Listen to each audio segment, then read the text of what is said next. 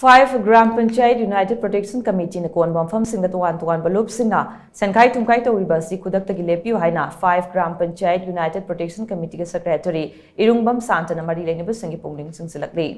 Hiramasi matang nga si 5 Gram Panchayat United Protection Committee gi mute sing yauna khongam pata pangthok ki ba pawgim fam amada wafamasi phongdok laduna Santana hai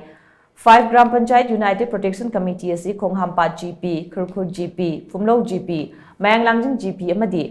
Lairen Kabi GP na punsinduna sem kibani irang asina maram oiraga loijing loya da leiba GP mangagi tuwan bamfam singda thengnariba kodong chada basing kokhananaba committee asina choba thodang longtuna lakli irang asina maram oiraga awaba payoknariba loijing loya da leiba GP mangagi yumthong amadi miyoi singdagi mamangda luf kharana senkai tumkai toropadagi hairiba committee asina sigumba senkai tumkai ki thabak asi tobidana kayarak haizakiba laikrabani madugi matam khara leiraga senkai tumkai ki thabak asi lepluraba matung handak amuk nahaunana senkai tumkai ki thabak asi chatharakpani amaromda irang asida GP mangana konba mafam sing asigi ngak senana basem kiba village volunteer force ki masing asi hojik fawbada mioi chahum muk leiri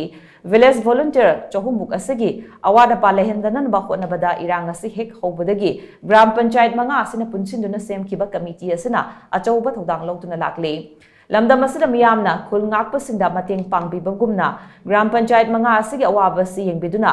GP manga asigi village volunteer force tasu angamba mateng pangbiu lonya Gram Panchayat manga asina kolibam famda kanagumbana road donation na chingba tawriba sisu 5 Gram Panchayat United Protection Committee da hana pau phobiraga tawbiu karigumba committee asida hana pau phawramba tawdana donation tawramba thoklabadi maduda thoklakpa tekcha khudingmak masa na pujagadabani haina su mangna makha takhi Panchayat manga sigi area sida haikiba document mamangda akhoi donation tawbasi any akhoi thengnakba taragadi